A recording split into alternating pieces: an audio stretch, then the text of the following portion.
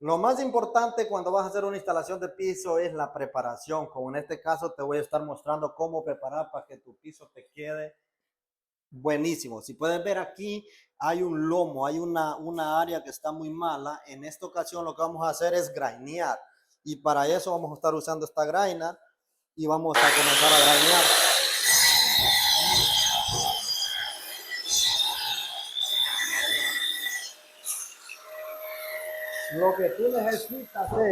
Lo que tú necesitas es perder el lomo. Si te fijas aquí, yo ya lo estoy perdiendo y le voy a dar un poco más allá y así no se va a llevar mucho preparación.